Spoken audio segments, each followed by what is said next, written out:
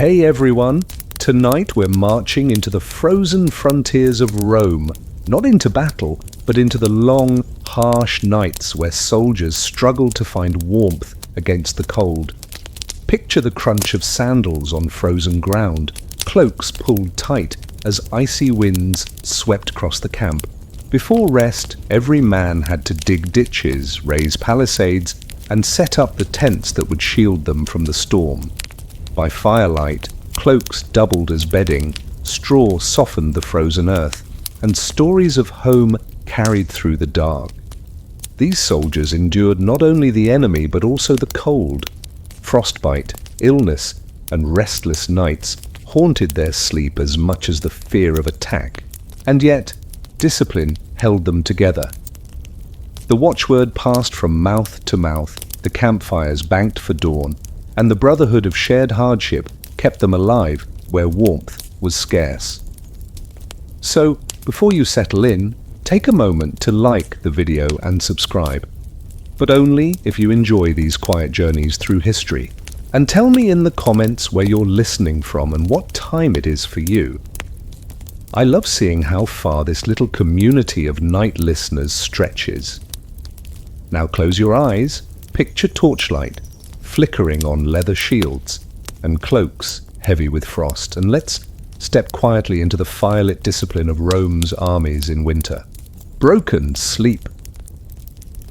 In the brutal grip of a Roman frontier winter, where every ounce of warmth and every moment of rest was precious, sleep was rarely a deep, unbroken blessing. For the legionary, the night was a ceaseless cycle of vigilance and immediate needs, ensuring their endurance against a lethal environment. Broken sleep was a constant reality. Coughs, shifting bodies, and the cry of watchmen made nights restless and shallow, transforming the very act of rest into a continuous battle against overwhelming exhaustion, insidious cold, and the ever-present threat of a hostile frontier. Imagine the air inside the contubernium tent, thick with the pungent aroma of canvas, frozen earth, and damp wool now permeated by a profound chill.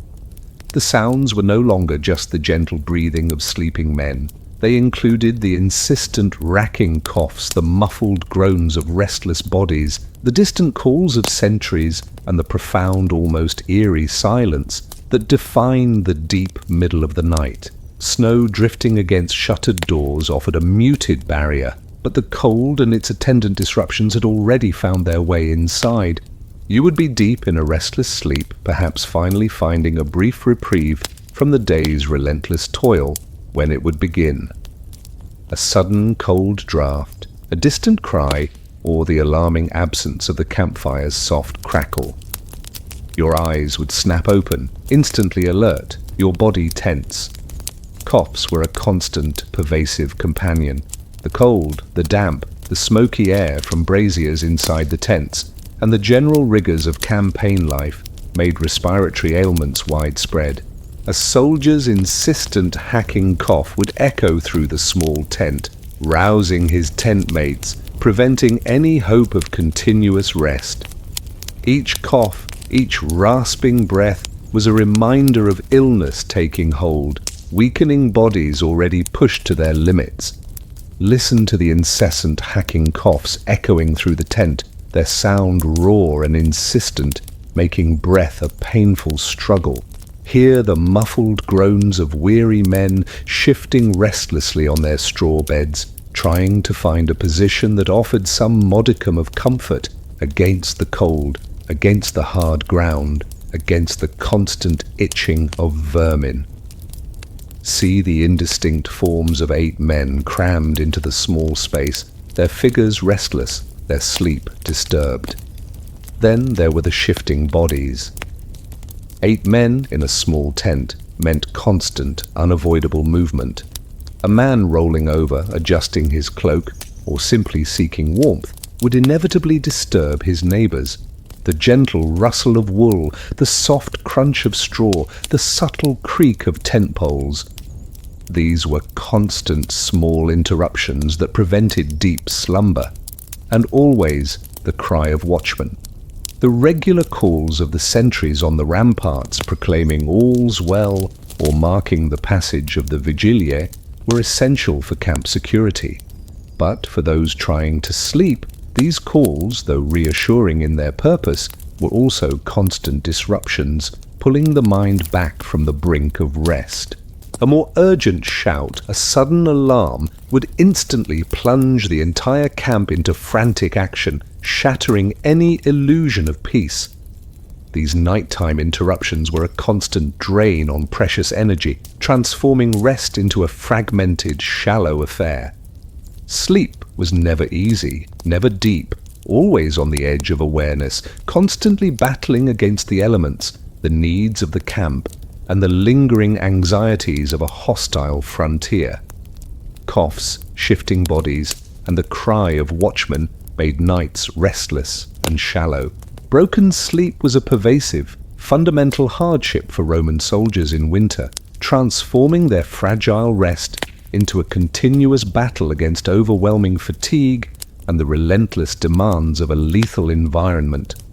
It was a steady march through frozen frontiers, a testament to the weary discipline of Rome's armies, enduring countless nights far from home, forever tethered to the incessant, life-sustaining demands of the dark, where true oblivion was a rare and fleeting luxury. Illness and frostbite. In the brutal grip of a Roman frontier winter, where the cold permeated every fiber of existence and life, was a constant battle against the elements. Sickness was not merely a threat, it was an ever-present, terrifying spectre. The harsh conditions, the poor sanitation, the relentless damp, and the sheer physical exhaustion conspired to create a lethal environment. Winter claimed soldiers not with swords, but with cold. Fevers, frostbite, and pneumonia were silent killers, often more devastating than any barbarian army, transforming the camp into a battleground against invisible enemies. Imagine the air inside the contubernum tent, thick with the pungent aroma of canvas, frozen earth, and damp wool, now mingled with the sour smell of sickness and fever. The sounds were no longer just the crackle of fire or the gentle breathing of sleeping men. They included the insistent racking coughs, the low moans of fever, the quiet whimpers of pain, and the anxious murmurs of worried tent mates. Snow drifting under tent flaps was a visible reminder, but the true cold and illness had already found their way inside. You would be roused from a shallow, fitful sleep, not by a sudden noise, but by the alarming heat radiating from a tent mate beside you, his body burning with an internal fire. Or perhaps by the terrifying sight of a fellow soldier, his face pale and drawn, his breath shallow and ragged, struggling for air. The transition from apparent health to devastating illness could be terrifyingly swift, particularly for those already weakened by chronic cold and exertion. Listen to the incessant, hacking coughs echoing through the tent, their sound raw and insistent, making breath a painful struggle. Hear the low moans of feverish bodies tossing restlessly on their straw beds, their skin slick with sweat, yet shivering uncontrollably. See the flushed faces, the dull, unfocused eyes, the small, frail bodies fighting a desperate, silent battle against an invisible enemy. The cold, relentless, and unforgiving brought a host of specific ailments. Persistent coughs and chest fevers could quickly escalate into pneumonia, stealing breath with terrifying speed, especially from those already weakened. Frostbite, insidious and painful, was a constant threat to exposed extremities. Fingers, toes, ears, or nose could turn black, numb, then agonizingly painful, leading to permanent disfigurement or loss, crippling a soldier for life. The crowded, unsanitary conditions within the tents and the camp were breeding grounds for illness. Poor ventilation, the constant proximity of bodies, and the lack of clean water ensured swift contagion. A single cough could spread disease from tent to tent, often claiming whole contubernia in its relentless grip, dysentery, scurvy due to lack of fresh food, and other debilitating ailments further weakened the legions, making them vulnerable. There was little effective medicine. The legionary surgeons skilled in treating battle wounds were often helpless against the systemic scourges of winter illness. Herbal remedies and basic hygiene were their only defense, often proving insufficient against the relentless assault. The bed, far from being a guarantee of safety, often became a place of profound suffering, where life slowly ebbed away. The long, dark hours of the night seemed to stretch interminably when someone was ill. The sounds of their suffering filled the tent, amplifying your own helplessness, your profound grief. Winter claimed soldiers not with swords but with cold, fevers, frostbite, and pneumonia. Illness and frostbite were a pervasive, fundamental hardship for Roman soldiers in winter, transforming their fragile rest into a continuous battle against overwhelming pain and the relentless assault of disease. It was a steady march through frozen frontiers, a testament to the weary discipline of Rome's armies, enduring countless nights far from home, forever haunted by the silent, relentless killers that stalked their ranks. Fear of the enemy. In the unforgiving realm of the Roman frontier, where the bitter wind howled and snow blanketed the land, the most palpable and insidious threat to a legionary's repose was not the cold nor illness, but the ever-present danger of human adversaries. Sleep was never safe. The thought of a raid haunted every moment of rest, a chilling, pervasive fear that permeated the very fabric of camp life, transforming even the briefest slumber into a state of perpetual vigilance against the cunning and brutal tactics of barbarian foes. Imagine the air inside the contubernium tent, thick with the pungent aroma of canvas, frozen earth, and damp wool, now mingled with the sharp, metallic tang of cold steel and the profound scent of human apprehension. The sounds were no longer the gentle breathing of sleeping men. They included the muffled crunch of a distant sentry's boot, the soft rustle of canvas in the wind, and the profound, almost eerie silence that could precede a sudden, terrifying attack. Torchlight, flickering across leather shields, stacked neatly, illuminated a state of grim, weary preparedness. Even within the meticulously constructed fortified camp, the threat of the enemy was omnipresent. Barbarian tribes, Goths, Dacians, Germans, Sarmatians, were always lurking beyond the ramparts, always probing the frontiers, seeking a weakness, a moment of laxity. Their knowledge of the terrain, their stealth, and their ferocity made them formidable adversaries, particularly under the cover of night. Listen to the distant, mournful howl of a wolf, a sound that could easily be mistaken for a barbarian signal, or the chilling shriek of an owl, often used by scouts. Hear the muffled crunch of a sentry's hobnailed sandals on fresh snow, a comforting sound, but also a constant reminder of the vigilance required. See the shadowy forms of the guards on the ramparts, their spears glinting faintly in the weak moonlight, their eyes tirelessly scanning the vast, dark expanse beyond the palisade. The fear of a raid haunted every moment of rest. A surprise attack, swift and brutal, launched in the dead of night, was a constant threat. Barbarian warriors, often skilled in stealth and ambush, would attempt to bypass the outer defenses, to set fire to tents, to slaughter unsuspecting soldiers in their sleep.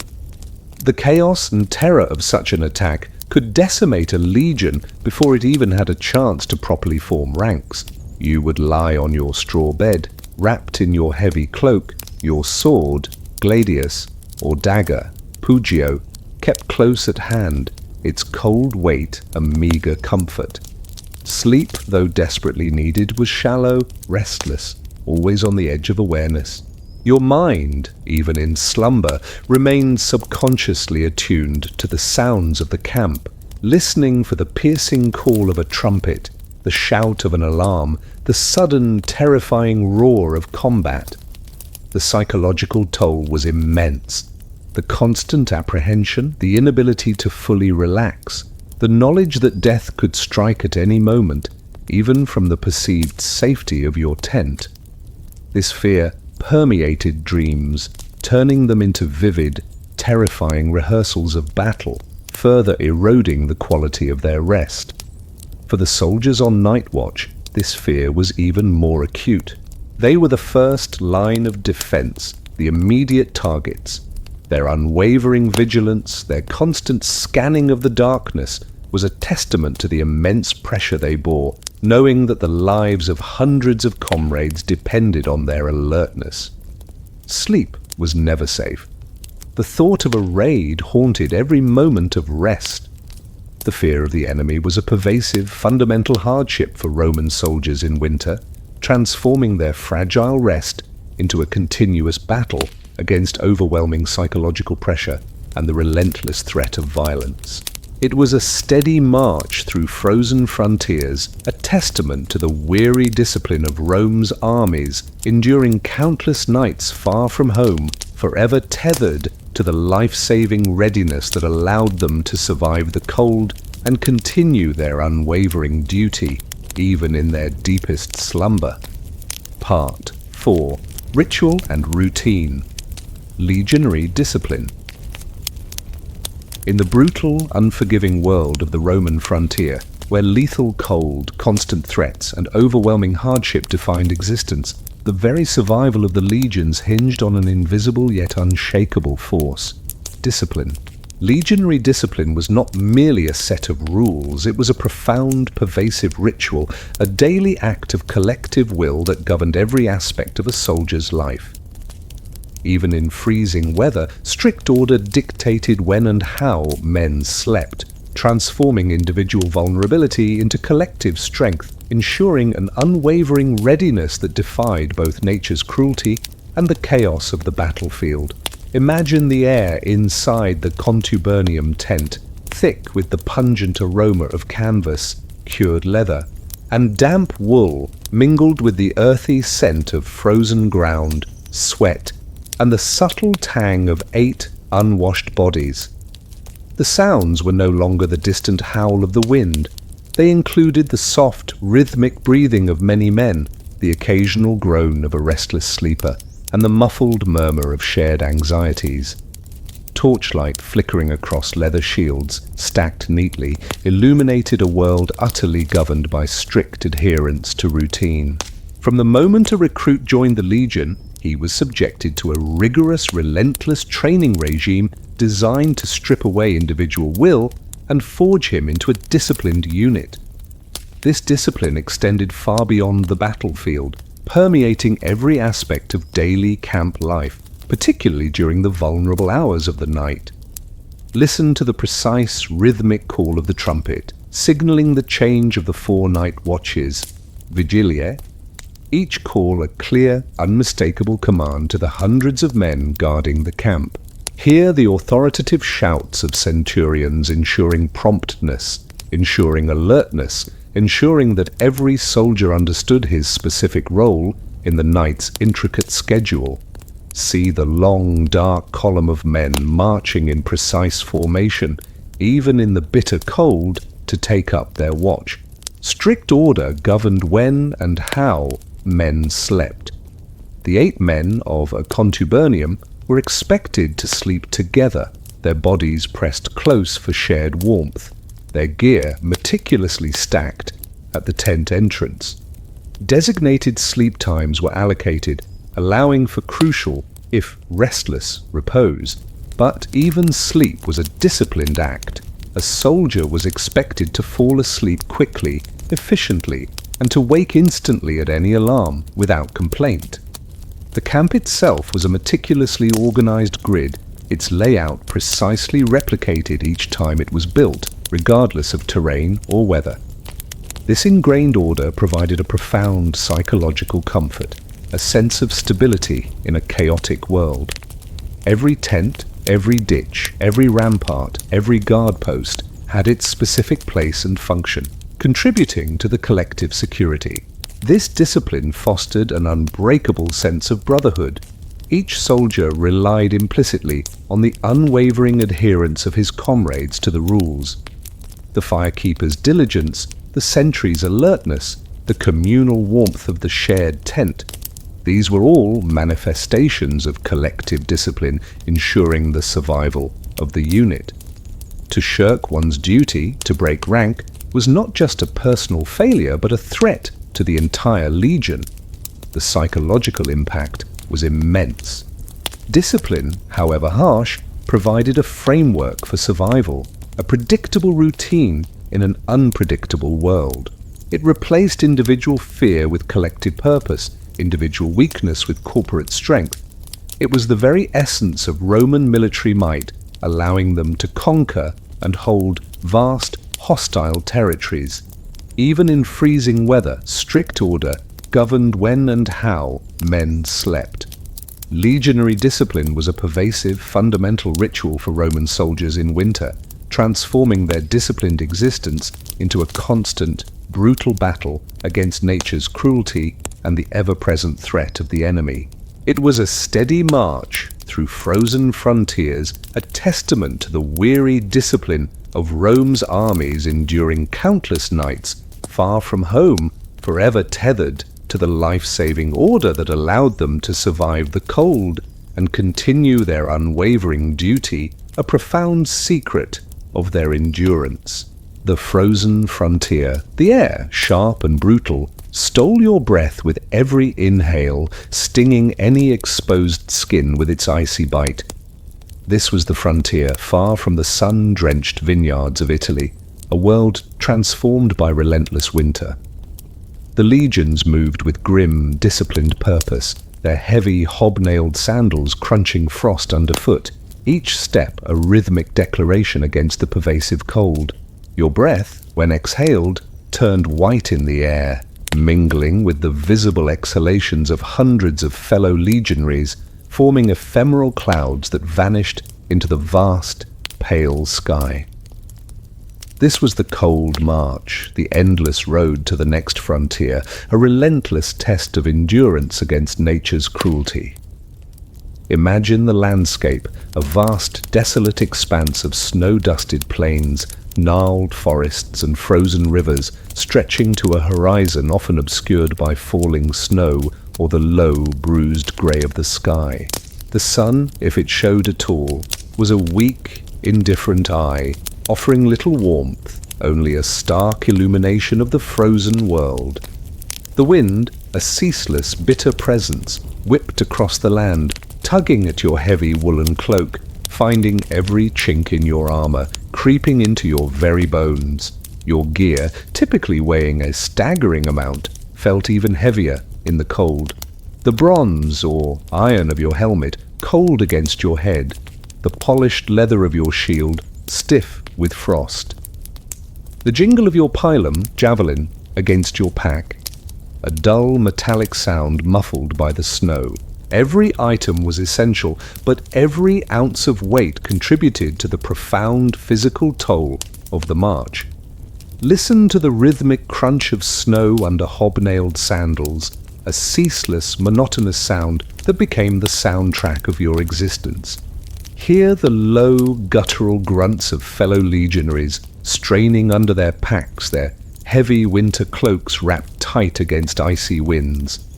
See the long, dark column of men marching in precise formation, their red standards snapping defiantly in the bitter wind, a disciplined line against the overwhelming white. The road itself, often a newly constructed Roman highway, carefully paved even in these distant lands, was now a treacherous channel of ice and compacted snow. Each step was a careful negotiation, a battle against slipping, against twisting an ankle, an injury that in these conditions could spell not just the end of your campaign, but the end of your life. The fear of slowing the column, of falling behind, of becoming a burden, was a constant, unspoken pressure. The cold was insidious. It seeped into your boots, numbing your toes, gradually stealing the feeling from your fingers despite thick mittens or gloves. Your face, exposed to the biting wind, grew chapped and raw. Every sip of water from your water skin, often half frozen, sent a jolt of icy pain through your teeth. The constant exertion generated some internal warmth, but it was a fragile heat, easily lost in a moment of rest. The frontier itself was a place of profound solitude and relentless threat.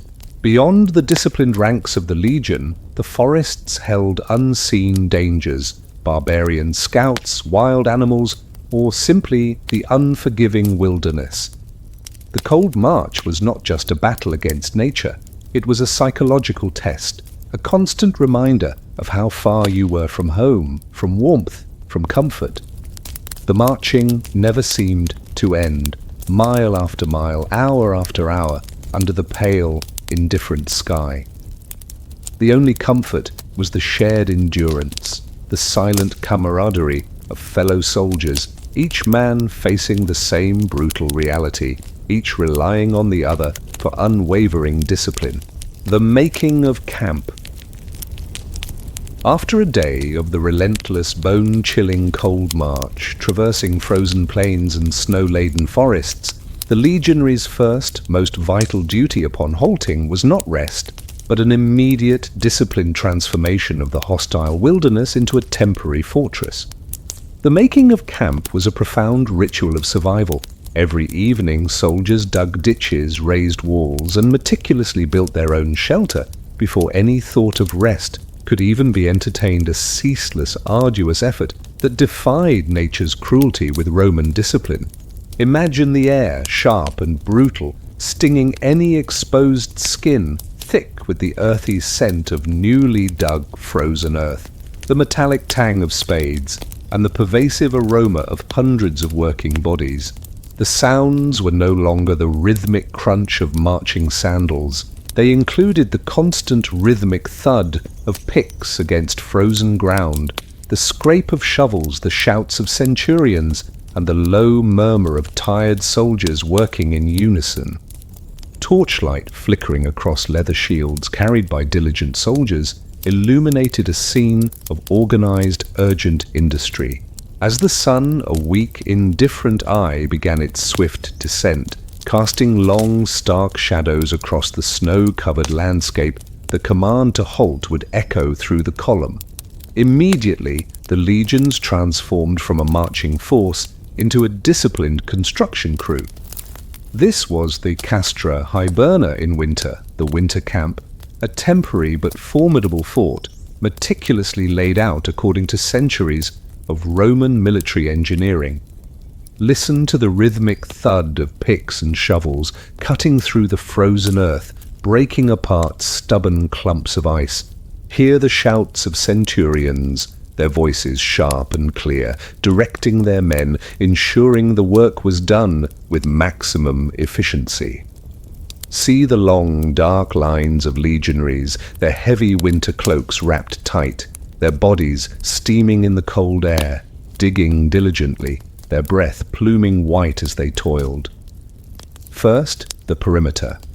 A wide, deep ditch, fossa, would be dug, its sides steep and often frozen solid, a formidable obstacle to any attacking force. The excavated earth and snow would then be thrown inwards, forming a high rampart, agger, which was often topped with a palisade of sharpened wooden stakes, vallum, carried by each soldier as part of their pack, sarcina schwa. This was a vital communal effort ensuring the security of the entire camp. Within this fortified perimeter, the camp itself was a grid of precise order. Main roads were laid out, and the individual soldiers' tents, contubernia, were erected. Each contubernium of 8 men was responsible for its own tent, a sturdy canvas structure which had to be carefully pitched, its ropes secured against the biting wind, its flaps pulled tight against the drifting snow. This immense physical labor, performed after a full day's march, was a brutal test of endurance. Bodies, already weary, pushed to their limits by the cold and the constant exertion. Hands, raw and chapped, gripped tools that felt like blocks of ice. But the discipline was absolute. Every man understood that his own survival and the survival of his comrades depended on the collective, unwavering effort. The smell of damp earth, of freshly cut timber, if any could be found for the palisade, and the pervasive aroma of hundreds of working bodies mingled with the biting cold. The short hours of twilight would quickly give way to profound darkness, forcing the work to continue by torchlight, creating an eerie, flickering landscape of organized toil. Every evening, soldiers dug ditches, raised walls, and built their own shelter before rest. The making of camp was a pervasive, fundamental ritual for Roman soldiers in winter, transforming their disciplined movement into a constant, brutal battle against nature's cruelty and the ever-present threat of the enemy. It was a steady march through frozen frontiers, a testament to the weary discipline of Rome's armies, enduring countless nights far from home, forever tethered to the life-giving promise of their meticulously constructed, temporary fortress. Canvas and cloaks. Within the meticulously constructed, yet still brutally cold, legionary camp, after the long, arduous process of digging ditches and raising ramparts, the Roman soldier's next, most crucial defense against freezing to death lay in the materials of his immediate surroundings. Canvas and cloaks were their fragile, yet essential shields against the biting winter winds. Sturdy tents, heavy wool cloaks, and oiled leather, ingeniously combined, stood as vital barriers against the lethal cold, embodying the quiet endurance of lives far from Italy's sun. Imagine the air thick with the pungent aroma of canvas, cured leather, and damp wool, mingled with the earthy scent of frozen ground and the pervasive wood smoke from communal fires. The sounds were no longer the rhythmic thud of picks. They included the soft rustle of heavy canvas in the wind, the creak of tent poles, and the muffled murmur of soldiers settling into their temporary shelters. Woolen cloaks wrapped tight against icy winds, illuminated by flickering torchlight, became the soft, warm heart of their fragile sanctuary.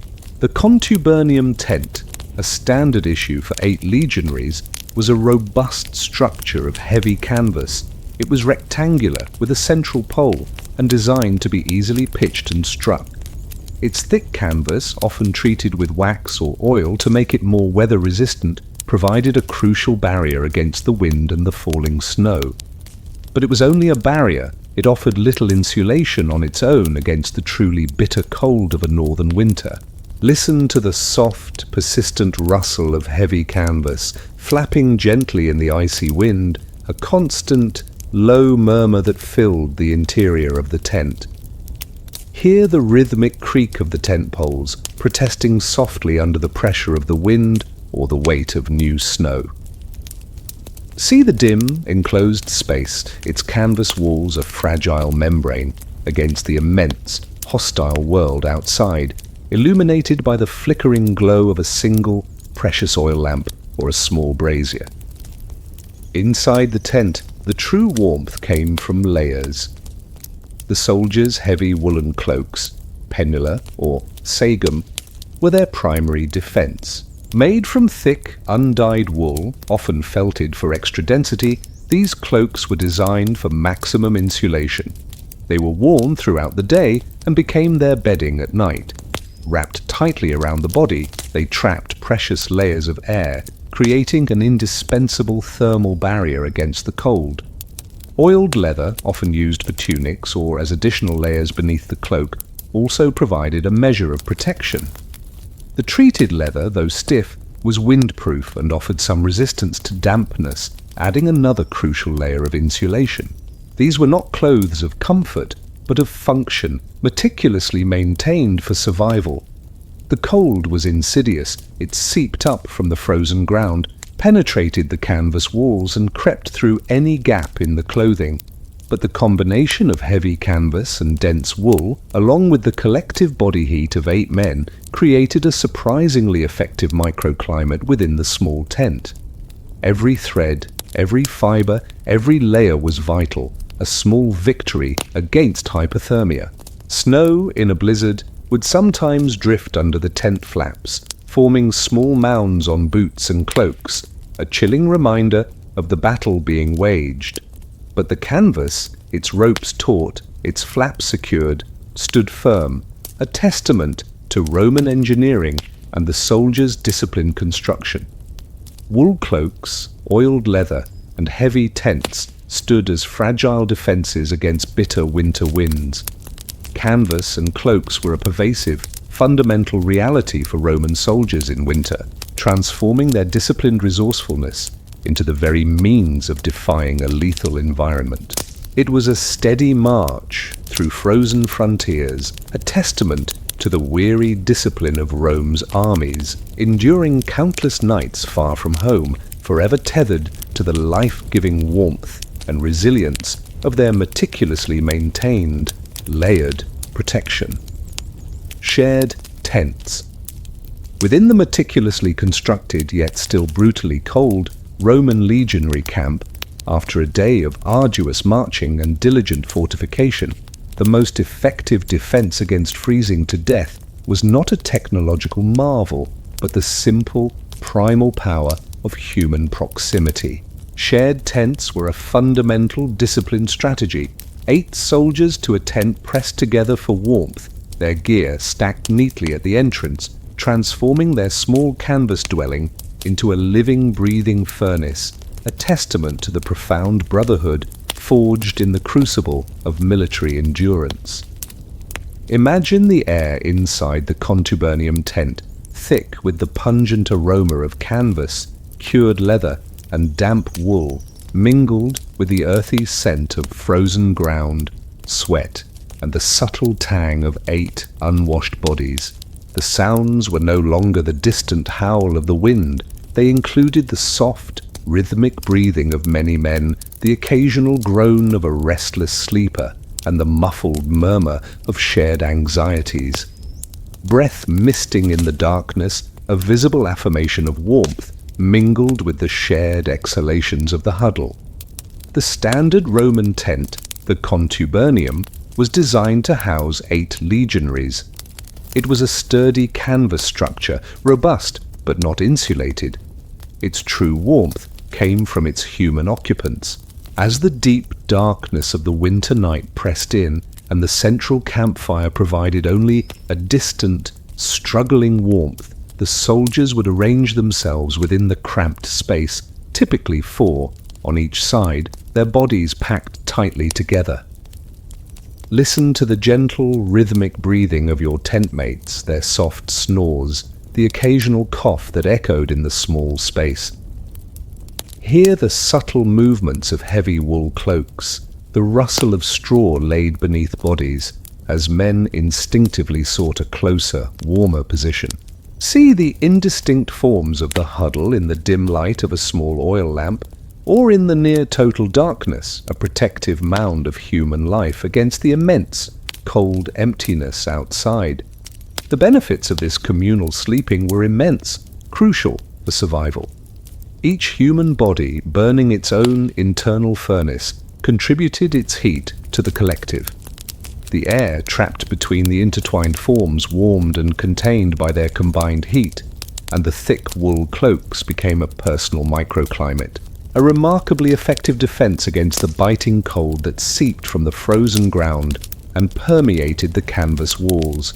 Without this shared heat, especially on the coldest nights, enduring the long hours would be an almost impossible feat. Their gear, meticulously cared for, even in the most brutal conditions, was stacked neatly at the entrance of the tent. Shields, helmets, and packs were arranged in an orderly fashion, reflecting the pervasive Roman military discipline. These items not only kept the small space organized, but also provided an additional, albeit minor, barrier against the cold seeping in from the tent flap. The cold, however, was a persistent adversary. It found its way in through any gap in the cloaks, seeped up from the damp ground, and settled in the open spaces. But the sheer density of the 8-man huddle, combined with their layered wool clothing, created a formidable barrier. The communal discomfort was a small price to pay for the invaluable warmth it provided. This profound proximity, born of necessity, forged an unbreakable bond of brotherhood among the soldiers. They relied on each other not just in battle, but in the intimate, terrifying struggle against the elements. Their shared warmth, their shared misery, their shared endurance strengthened the ties that held the legion together. 8 soldiers to a tent, pressed together for warmth, their gear stacked neatly at the entrance. Shared tents were a pervasive, fundamental reality for Roman soldiers in winter, transforming their disciplined social bonds into the very means of defying a lethal environment. It was a steady march through frozen frontiers, a testament to the weary discipline of Rome's armies, enduring countless nights far from home, forever tethered to the life-giving warmth and resilience of each other, a profound secret of their survival against freezing dead. The campfire circle. After the arduous march and the meticulous construction of the winter camp, and before collapsing into the crowded warmth of their tents, Roman soldiers gathered for a final vital ritual. The campfire circle was the heart of their temporary dwelling, its flickering glow a defiant beacon against the profound darkness and brutal cold of the frontier night. Logs crackling, pots of thin gruel steaming. This was the nightly custom of heat before sleep, a communal solace that fueled their bodies, softened their weariness, and forged the silent brotherhood of legions far from the warmth of home. Imagine the air, thick with the pungent aroma of wood smoke, mingled with the earthy scent of frozen ground, damp wool, and the subtle tang of human presence. The sounds were no longer the rhythmic thud of picks. They included the constant crackle and pop of burning logs, the contented sizzle of thin gruel, and the low murmur of tired soldiers, their voices hushed by fatigue and the vastness of the night. Campfires glowing in the blackness of night, casting dancing shadows, illuminated a world utterly dependent on its fragile warmth. Within the carefully laid-out grid of the Roman camp, numerous small campfires would be established. These were not wild, uncontrolled blazes, but disciplined circles contained by stones or shallow pits, their flames carefully managed to conserve precious fuel. The area around each fire became a miniature sanctuary, drawing in the weary soldiers from their construction duties, offering a brief, precious moment of respite. Listen to the rhythmic crackle and pop of the burning logs, a constant, comforting symphony against the profound silence of the frozen night. Hear the contented sizzle of thin gruel, simmering in heavy bronze pots suspended over the flames, its warm, earthy aroma filling the air, promising strength and sustenance. See the dancing flames, their orange and red hues pushing back the encroaching darkness, illuminating the grim, tired faces of the legionaries, their expressions softening in the glow. The warmth was immediate and profound. Hands, numbed by the cold, would be held out to the flames, absorbing the gentle caress of the heat, slowly thawing frozen fingers. Bodies, stiff and shivering from the day's march and the camp's construction, would visibly relax as they absorbed its radiant energy, allowing exhausted muscles a chance to thaw, to recover. It was a profound, visceral comfort, a slow thawing of the night's deep chill. The food, though simple, was vital. Thin gruel, made from coarse grain, perhaps supplemented by a small piece of salted pork or dried vegetables, was consumed with grim determination. Hot and nourishing, it provided essential calories, fueling the body's internal furnace for the long, cold hours of sleep ahead. It was a utilitarian meal, but its warmth and consistency were invaluable. The campfire circle was more than just a source of heat and food. It was a focal point for communal bonding. Soldiers, their ranks dissolved for a brief while, would gather together, sharing the warmth, their gazes fixed on the mesmerizing flames.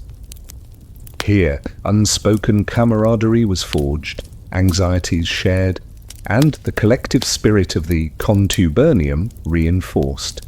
As the gruel was consumed and the flames slowly dwindled, carefully banked with ash to preserve the precious embers, a deep weariness would settle. The warmth of the fire, its comforting glow, would slowly recede, replaced by the relentless cold that pressed in from the vast, dark world outside. Logs crackling, pots of thin gruel steaming, the nightly ritual of heat before sleep. The campfire circle was a pervasive, fundamental ritual for Roman soldiers in winter, transforming their disciplined gathering into a constant, communal battle against nature's cruelty. It was a steady march through frozen frontiers, a testament to the weary discipline of Rome's armies enduring countless nights far from home, forever tethered to the life-giving warmth and silent brotherhood forged in the flickering light of the flame. Part 2. The Night Watch. Guarding the camp. As the Roman legionary camp settled into an uneasy slumber, its fires banked and its tents huddled against the biting winter cold, the defense of the entire force rested on the shoulders of a select few. The night watch was a relentless, unforgiving duty. Even in snow, some stood vigilant with shields and spears, their eyes burning with fatigue, their senses acutely tuned to the vast, silent darkness. Guarding the camp was a ceaseless act of disciplined vigilance, keeping the camp safe as others slept, a critical shield against ambush, sabotage, and the pervasive fears of a hostile frontier. Imagine the air, utterly frigid, thick with the pungent aroma of canvas, frozen earth, and the subtle tang of human presence, now permeated by the sharp, metallic scent of cold steel. The sounds were no longer the low murmur of tired soldiers. They included the muffled crunch of a sentry's hobnailed sandals on fresh snow, the distant whisper of the wind sweeping across the tundra, and the profound, almost eerie silence that defined the deep middle of the night. Torchlight flickering across leather shields carried by diligent sentinels illuminated their solitary, watchful figures. The Roman army operated on a strict system of night watches, typically 4 shifts, vigilia, between sunset and sunrise. Each shift, lasting around 3 hours, saw a fresh detachment of soldiers, fully armed, take up their positions on the ramparts, at the gates, and patrolling the interior roads of the camp. Discipline was paramount. Failure to maintain vigilance was a capital offense. Listen to the rhythmic crunch of the sentry's hobnailed sandals on the hard-packed snow, a monotonous sound that echoed in the profound stillness. Hear the distant, muffled calls of other sentries, a low, guttural exchange, confirming their positions, acknowledging their shared duty. See the shadowy forms of the guards, their heavy woolen cloaks wrapped tight against icy winds, their bronze helmets glinting faintly in the weak moonlight, or the occasional flicker of a distant lamp. Armed with their shields and spears, their lives were a constant negotiation with the darkness. Their eyes, though heavy with fatigue, tirelessly scanned the vast, snow-covered landscape beyond the ramparts, searching for any subtle movement, any unnatural shadow, any dust cloud that might betray an approaching enemy. Their ears, acutely tuned, would strain against the profound silence, listening for the soft pad of barbarian footsteps, the rustle of camouflaged movement, the sudden, ominous silence of animals. The cold was insidious, an enemy that knew no surrender.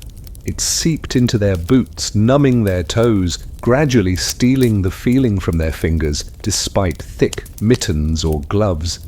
Their faces, exposed to the biting wind, grew chapped and raw. But the discipline was absolute. Every man understood that his own survival, and the survival of his comrades, depended on his unwavering vigilance. The fear of the enemy was omnipresent. Barbarian tribes, Goths, Dacians, Germans, were always lurking, always probing the frontiers, seeking a weakness, a moment of laxity. A night raid, swift and brutal, was a constant threat, and the sentries were the first, crucial line of defense.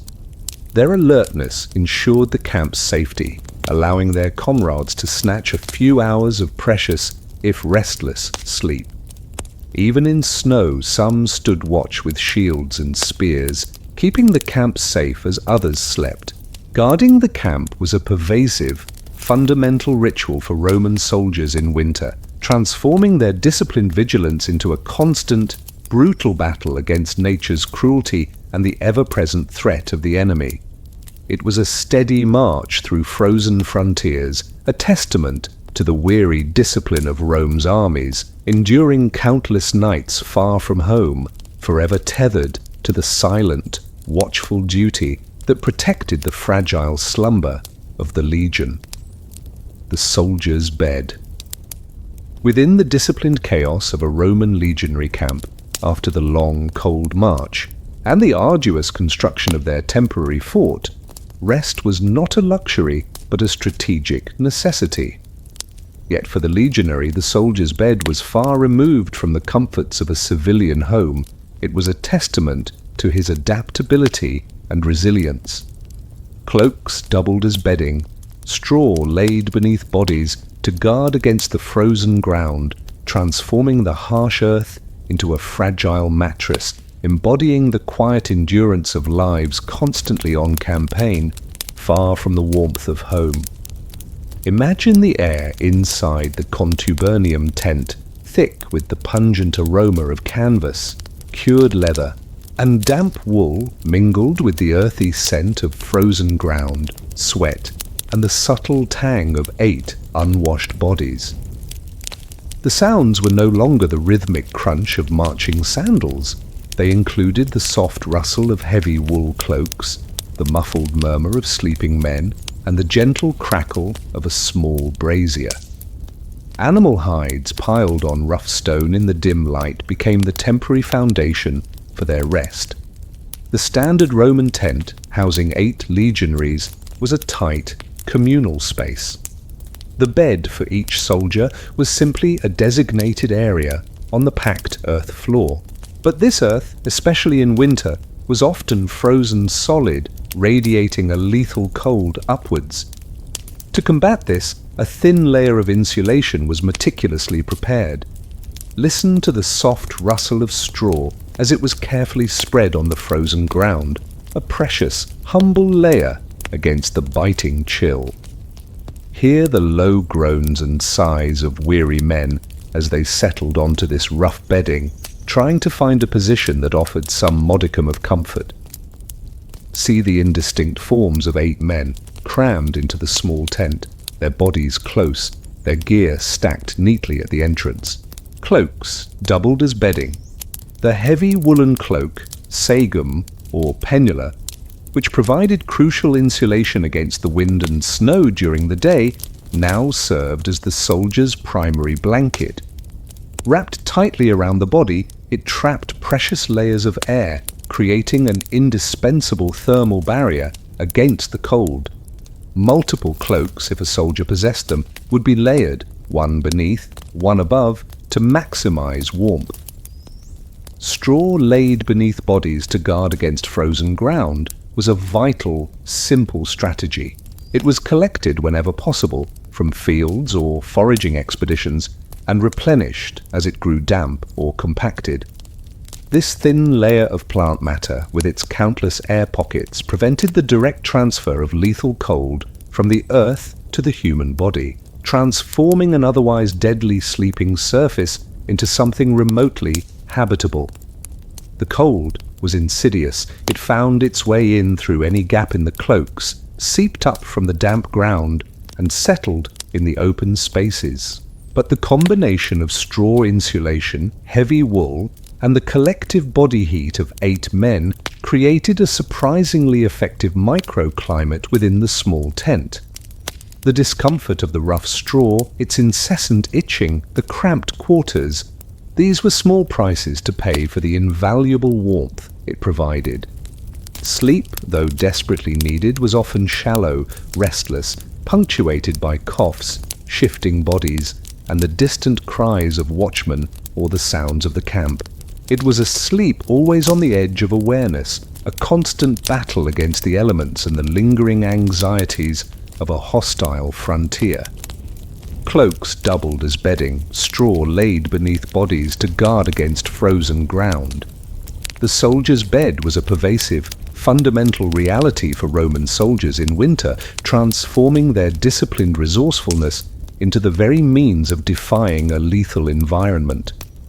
It was a steady march through frozen frontiers, a testament to the weary discipline of Rome's armies, enduring countless nights far from home, forever tethered to the life-giving warmth and resilience of their meticulously prepared, humble resting place, a profound secret of their survival against freezing dead. Banking the fire. Within the heart of a Roman legionary camp, after the long cold march and the rigorous construction of their temporary fort, fire was a fragile yet vital lifeline. As the soldiers settled into their shared tents for a brief, restless sleep, the responsibility fell to the night watch to ensure its enduring warmth. Banking the fire was a meticulous, vital ritual. Embers were carefully covered with ash, so that flames could be stirred alive before dawn, a silent, ceaseless vigil that ensured the spark of life would endure until the trumpet S-call, guarding against the terrifying prospect of a fireless, lethal night on the frozen frontier. Imagine the air, thick with the pungent aroma of wood smoke, mingled with the earthy scent of frozen ground, damp wool, and the subtle tang of human presence. The sounds were no longer the rhythmic crackle of a roaring blaze. They included the soft crackle of dwindling embers, the gentle hiss of melting snow near the hearth, and the muffled murmur of sleeping soldiers. Campfires glowing in the blackness of night, casting dancing shadows, slowly faded to a deep, tenacious red. Throughout the sprawling camp, numerous small campfires meticulously contained within stone rings or shallow pits provided crucial warmth. These fires, which had cooked the evening meal and offered a brief respite from the cold, were now deliberately diminished. Fuel, precious and constantly scarce in winter, had to be conserved with extreme care. The goal was not to maintain a roaring blaze, but to preserve the glowing heart of the fire, its embers, until the morning, ensuring it could be easily rekindled without the arduous task of striking a new spark. Listen to the soft, rhythmic breathing of the designated fire tender, often a member of the night watch, as they knelt by the hearth. Hear the gentle scrape of a crude stick or piece of wood, carefully raking the glowing embers into a compact pile. See the subtle movements of their hands, meticulously covering the hot coals with a thick layer of fine ash, insulating them, preserving their heat, allowing them to smolder slowly, deeply through the long night. This covering of ash was crucial. It choked off the oxygen just enough to prevent the embers from flaring up and consuming the remaining fuel too quickly, but not so much that they died completely. The ash acted as a natural blanket, trapping the heat within the core of the embers, allowing them to radiate a fragile warmth for many hours, a thin heat that battled the pervasive cold. The warmth that emanated from this banked fire was minimal, a mere whisper of heat. It created a small, radiating halo in its immediate vicinity, a gentle caress on the faces of those nearest the hearth. But its psychological comfort was immense. It was a visible sign that the cold had not entirely won, that a precious spark of warmth and life persisted in the profound darkness. The silence that followed the banking of the fire was profound, heavy with the weight of the night. The tents, now plunged into near absolute darkness, with only the faintest glow visible through the ash, grew steadily colder. But the knowledge that the embers were alive, waiting, provided a deep, if unspoken, reassurance. Embers were carefully covered, so that flames could be stirred alive before dawn. Banking the fire was a pervasive, fundamental ritual for Roman soldiers in winter, transforming their disciplined vigilance into a constant, brutal battle against nature's cruelty. It was a steady march through frozen frontiers, a testament to the weary discipline of Rome.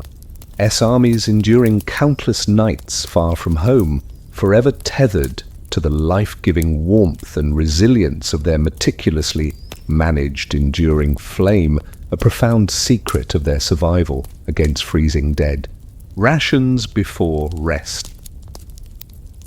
In the desolate, frozen expanse of the Roman frontier, where every calorie was a precious source of life-sustaining energy, the evening meal held paramount importance. For the Roman soldier, after a day of brutal marching and arduous camp construction, and before facing the long, cold hours of sleep or watch, a final act of nourishment was crucial.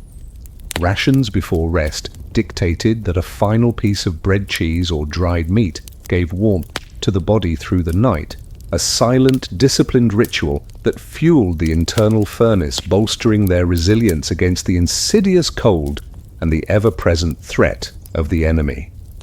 Imagine the air, thick with the pungent aroma of wood smoke, mingling with the earthy scent of hardtack bread, cured cheese, and the subtle tang of dried meat. The sounds were no longer the rhythmic crackle of a roaring campfire. They included the quiet crunch of chewing, the low murmur of tired soldiers, and the soft rustle of their cloaks as they settled to eat. Campfires glowing in the blackness of night, casting dancing shadows, illuminated a world utterly dependent on its fragile warmth and the sustenance it provided. After the communal evening meal, which was often a thin gruel, each soldier would receive his final, individual ration for the night. This was a precisely measured portion, a deliberate allocation of precious calories designed to sustain the body through the coldest, hungriest hours of sleep. It was a testament to Roman logistical efficiency, but also to the constant scarcity of provisions on the distant frontiers. Listen to the quiet crunch of a piece of hardtack bread, often a military biscuit made from coarse flour, difficult to chew, but providing essential carbohydrates. Hear the low murmur of satisfaction as a soldier consumed a small piece of cured cheese, its salty richness a welcome flavor in their monotonous diet. See the small, carefully wrapped portions of dried meat, often a precious rarity, being unwrapped and consumed with grim determination. This final ration was more than just food. It was fuel for the body's internal furnace. The fat, carbohydrates, and protein provided crucial energy, bolstering the soldier's metabolism against the relentless cold. It was a deliberate strategy to maintain body heat through the long hours of darkness, to prevent hypothermia, and to ensure that when the trumpet called for assembly before dawn, they would possess the necessary strength to respond.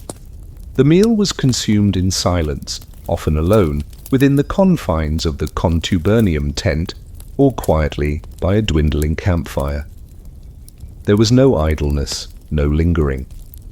Each bite was purposeful, a conscious act of survival. The cold, though relentless, was momentarily pushed back by the internal warmth generated by the consumed food. For the soldiers on night watch, this final ration was even more critical. It provided the sustained energy needed for hours of motionless vigilance, fighting against the seductive lure of sleep, maintaining their focus in the bitter cold. Their ability to remain alert, to guard the camp, depended directly on this last, vital sustenance. The psychological impact of this ritual was profound. It was a tangible sign of care from the legion, a reassurance that despite the harsh conditions, their basic needs were being met, however minimally. It provided a sense of security, a small comfort in a world defined by danger and privation. A final piece of bread, cheese, or dried meat gave warmth to the body through the night. Rations before rest were a pervasive, fundamental ritual for Roman soldiers in winter, transforming their disciplined nourishment into a constant, brutal battle against nature's cruelty. It was a steady march through frozen frontiers, a testament to the weary discipline of Rome's armies enduring countless nights far from home, forever tethered to the life-giving fuel that allowed them to survive the cold and continue their unwavering duty. Sleep in armor.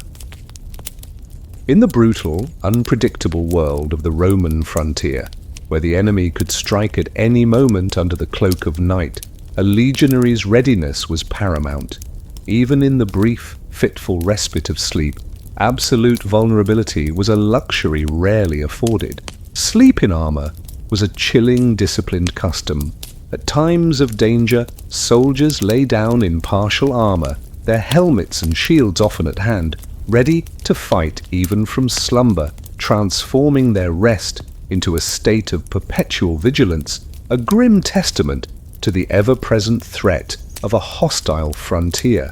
Imagine the air inside the contubernium tent, thick with the pungent aroma of canvas, cured leather, and damp wool, mingled with the metallic tang of cold steel and the subtle scent of 8 unwashed bodies. The sounds were no longer the soft rustle of cloak.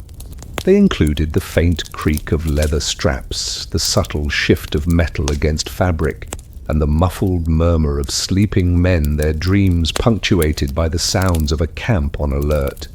Torchlight flickering across leather shields, stacked neatly at the tent entrance, illuminated a state of grim preparedness.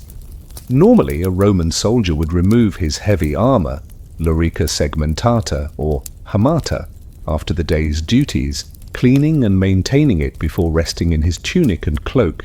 But in times of high alert, when the enemy was known to be nearby, or when a surprise attack was deemed imminent, discipline dictated a different, more dangerous form of rest. Listen to the subtle creak of leather straps, the soft shift of metal against fabric, as soldiers lay down in their partial armor. Hear the low, rhythmic breathing of men trying to sleep, their rest uneasy, their bodies tensed beneath the weight of their protection. See the indistinct forms of legionaries, their chests protected by their lorica, their helmets often placed on the ground next to them, their shields propped nearby, a testament to their grim readiness. This partial armor might include their chest plate, lorica, their thick belt, singular militare, and their sword, gladius, or dagger, pugio, kept close at hand rather than fully disarming. Their helmet, galea, would be off, allowing for sleep, but placed within immediate reach. Their shield, scutum, would be propped just inside the tent flap, a first line of defense. The reasons for this custom were purely pragmatic. Speed of response.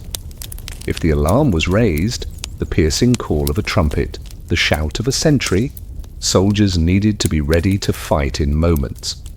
Donning full armor, a laborious process even in daylight, would be impossible in the chaos of a midnight attack. Sleeping in partial armor drastically reduced the time needed to prepare for battle, giving them a vital advantage. The discomfort of sleeping in armor was immense. The cold metal would bite into the flesh, the straps would chafe, the weight would press down on already weary bodies. Sleep would be even shallower, more restless, punctuated by constant adjustments to ease the discomfort. But the discipline was absolute.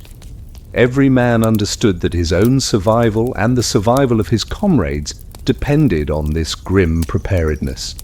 The psychological impact was profound. It was a constant, chilling reminder that even in the brief respite of sleep, danger was ever present. The weight of the armor was not just physical, It was the symbolic weight of perpetual vigilance, of a life lived always on the edge of combat. At times of danger, soldiers lay down in partial armor, ready to fight even from slumber. Sleep in armor was a pervasive, fundamental reality for Roman soldiers in winter, transforming their disciplined rest into a constant, brutal battle against the ever-present threat of the enemy. It was a steady march through frozen frontiers, a testament to the weary discipline of Rome's armies enduring countless nights far from home, forever tethered to the life-saving readiness that allowed them to survive the cold and continue their unwavering duty even in their deepest slumber. Part 3. The Hardships, the Chill of the Danube. Far from the sun-drenched vineyards and bustling forums of Italy, the Roman Empire stretched its formidable might across vast, often brutal, frontiers. Among the most challenging was the Danube River, a colossal artery that defined a significant portion of Rome's northern border. Here, in the depths of winter, the cold was not merely an inconvenience, it was a lethal, pervasive enemy. The chill of the Danube cut through tents, penetrating every layer of wool and canvas, relentlessly reminding soldiers that Rome stretched far from Italy's sun, exposing them to a hardship that redefined their very notion of endurance. Imagine the air, utterly frigid, thick with the pungent aroma of canvas, frozen earth, and the metallic tang of cold steel, now infused with the sharp, biting dampness carried from the vast, icy river. The sounds were no longer the rhythmic tramp of marching legions. They included the mournful groan of the frozen Danube, the whisper of icy winds sweeping across the vast plains, and the soft crackle of a struggling campfire. Woolen cloaks wrapped tight against icy winds proved a meager defense against this relentless, penetrating chill. Your camp, a meticulously constructed temporary fortress, sat grimly overlooking the wide expanse of the Danube. The river, usually a powerful flowing current, was now a silent, unyielding sheet of thick ice, its surface stretching to the distant snow-laden barbarian lands. Its very stillness was ominous, a frozen barrier that both defended and isolated. Listen to the mournful groan and crack of the frozen Danube, its immense mass shifting subtly under the relentless cold, a chilling symphony that echoed the profound desolation of the frontier. Hear the ceaseless whisper of icy winds, sweeping unchecked across the vast, open plains, tearing at the canvas tents, finding every crevice, every gap, relentlessly seeking to steal body heat. See the vast, white expanse of the river, its surface a treacherous, glittering mirror under the pale moonlight, reflecting the immense, indifferent sky. The cold was insidious, an enemy that knew no surrender. It permeated the canvas tents, seeped up from the frozen ground, and cut through every layer of wool and leather. It clung to every exposed surface, turning metal weapons into blocks of ice, making every touch a painful shock. Even within the crowded contubernium, with 8 bodies pressed close and a small brazier struggling for warmth, the chill of the Danube found its way in, chilling to the bone. Your hands, numbed by the cold, would struggle with simple tasks, unbuckling a strap, gripping a spear, reaching for a water skin, often half frozen. Your face, exposed to the biting wind, grew chapped and raw. Every sip of icy water, every breath of frigid air, sent a jolt of pain through your teeth and lungs. The constant exertion of daily duties generated some internal warmth, but it was a fragile heat, easily lost in a moment of rest. The frontier was a place of profound physical and psychological hardship. It was a constant, stark reminder of how far you were from home, from the warmth of Mediterranean villas, from the comforts of sun-drenched Italy. The very landscape seemed hostile, alien, an endless, frozen challenge to the human will.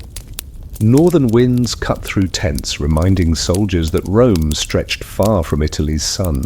The chill of the Danube was a pervasive, fundamental hardship for Roman soldiers in winter, transforming their disciplined existence into a constant, brutal battle against nature's cruelty.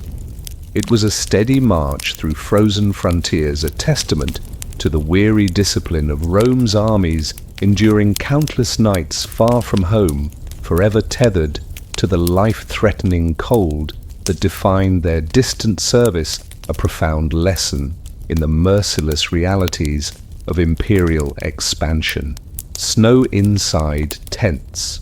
In the brutal grip of a Roman frontier winter, even the meticulously constructed legionary camp offered only a fragile defense against the relentless assault of the elements. While sturdy canvas tents provided crucial shelter from the direct force of wind and snow, nature, in its overwhelming power, often found a way to penetrate their fragile boundaries. Snow inside tents was a chilling, pervasive reality. In storms, snow drifted under tent flaps, covering boots and cloaks before dawn, transforming the soldiers' temporary haven into a battleground against the insidious creep of cold and dampness. Imagine the air inside the contubernum tent, thick with the pungent aroma of canvas, cured leather, and damp wool, now mingled with the sharp, clean scent of fresh snow. The sounds were no longer the distant howl of the wind. They included the soft, incessant hiss of snowflakes hitting the canvas, the muffled thump of accumulated snow on the roof, and the soft rustle of shifting bodies trying to find warmth. Woolen cloaks wrapped tight against icy winds proved a meager defense against the snow that now invaded their sleeping space. As a blizzard raged outside, its fierce winds whipping fine, dry snow into blinding eddies, the canvas tent, though stout, could not be entirely impervious. The main tent flap, pulled tight and secured, might still possess tiny gaps, small imperfections where the relentless, fine powder could penetrate, or a sudden gust might lift a corner, allowing a burst of snow to swirl inward. Listen to the soft, incessant hiss of snowflakes hitting the canvas, a relentless, monotonous sound that filled the interior of the tent. Hear the muffled thump of accumulated snow on the roof, a heavy, disquieting presence that threatened to collapse the structure. See the fine white powder glistening faintly in the dim light of a small oil lamp slowly drifting in, settling on everything. Snow drifted under tent flaps, insidious and relentless. It would settle on the packed earth floor, forming small, white mounds. It would dust the neatly stacked gear at the entrance, shields, helmets, packs, turning them into frosty sculptures. Most disturbingly, it would settle on their boots, their cloaks, the very garments they relied on for warmth, slowly accumulating as they slept. Waking in the dead of night, roused by the cold or a persistent shiver, you would feel the damp, icy touch of snow on your exposed skin, or find your heavy woolen cloak dusted with a thin, cold layer of white. The shock was immediate, a chilling reminder of nature's relentless invasion. The effort to shake off the snow, to dry the damp fabric, to rekindle a sputtering brazier, was an arduous, exhausting task in the freezing darkness. The problem was not just the cold of the snow, but its dampness.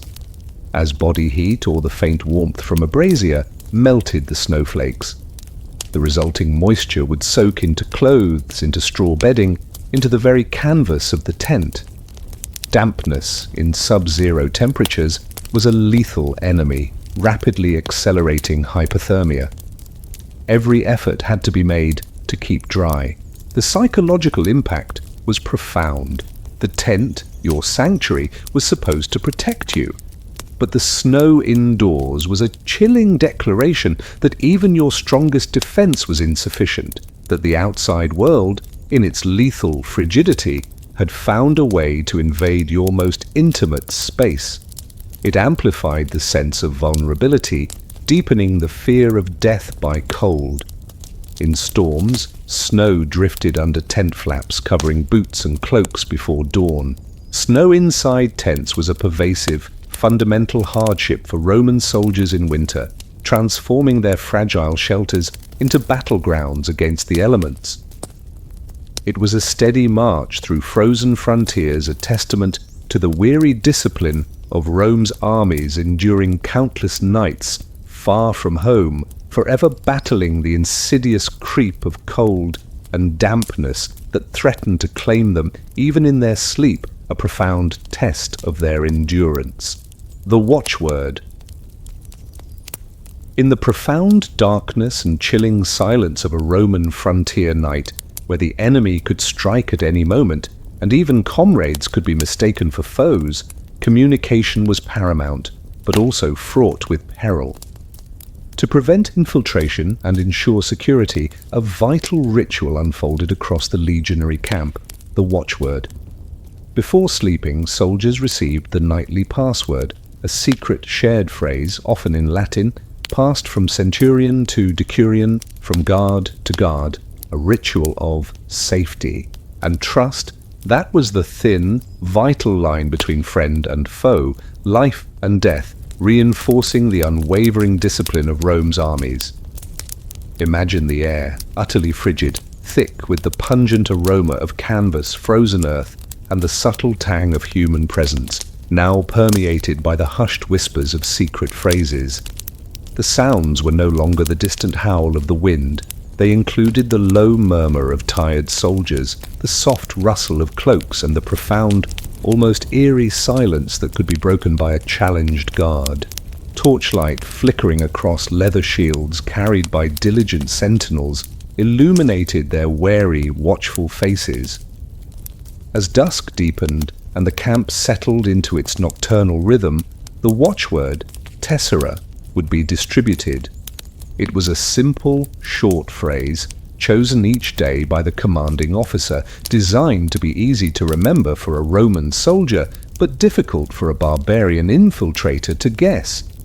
It would be delivered by a centurion or decurion, tent commander, to each of the night watch patrols, who in turn would pass it to the individual sentries under their command. Listen to the low, guttural murmur of a centurion, his voice barely audible above the cold whisper of the wind, passing the watchword to the lead sentry.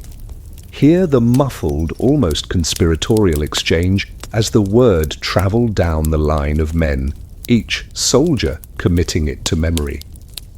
See the serious, unblinking eyes of the sentries, understanding the profound significance of this secret phrase. The watchword. The purpose was unequivocal: security. A sentry on patrol, encountering another soldier or a patrol, would challenge them. Who goes there? The correct response was the watchword. Failure to provide the correct watchword, or any hesitation, would immediately mark the individual as a potential enemy or infiltrator, leading to immediate capture or even a swift, lethal attack. This ritual instilled a profound sense of alertness, even in the deepest fatigue. Every soldier knew that if challenged, his life depended on his immediate and accurate knowledge of the watchword. It was a constant psychological pressure, forcing a state of perpetual vigilance that transcended the physical exhaustion of campaign life. The watchword also served as a ritual of safety and trust within the legion.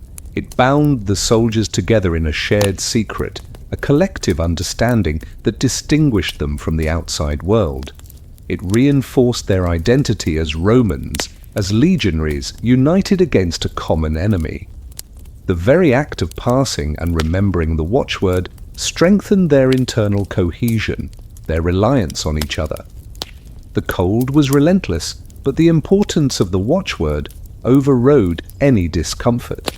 A sentry, shivering on a rampart, might repeat the word silently to himself, over and over, engraving it into his memory, ensuring he would not falter when challenged. Before sleeping, soldiers received the nightly password, a ritual of safety and trust. The watchword was a pervasive, fundamental ritual for Roman soldiers in winter, transforming their disciplined communication into a constant, brutal battle against infiltration and the ever-present threat of the enemy. It was a steady march through frozen frontiers, a testament to the weary discipline of Rome's armies, enduring countless nights far from home forever, tethered to the life-saving secret that allowed them to survive the cold and continue their unwavering duty, a profound secret of their endurance. Fireside brotherhood. In the brutal, unforgiving grip of a Roman frontier winter, where cold and danger were constant companions, the relentless discipline of legionary life could be psychologically crushing. Amidst the arduous marches and the ever-present threat of the enemy, moments of human connection became vital.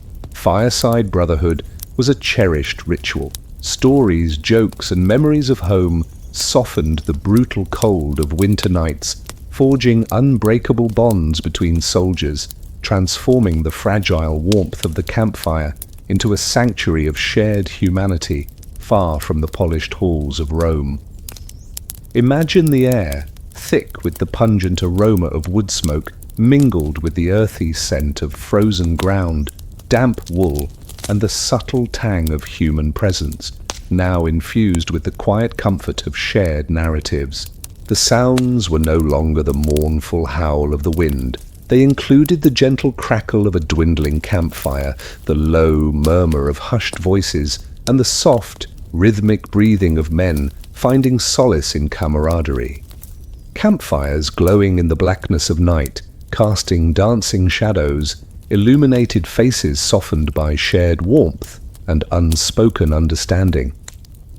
After the evening meal and the last duties of camp setup, small groups of legionaries would gather around their individual campfires, seeking its precious warmth. Here, the rigid hierarchy of the day would subtly ease. Centurions might share a fire with their contubernium, their authority tempered by the shared hardship.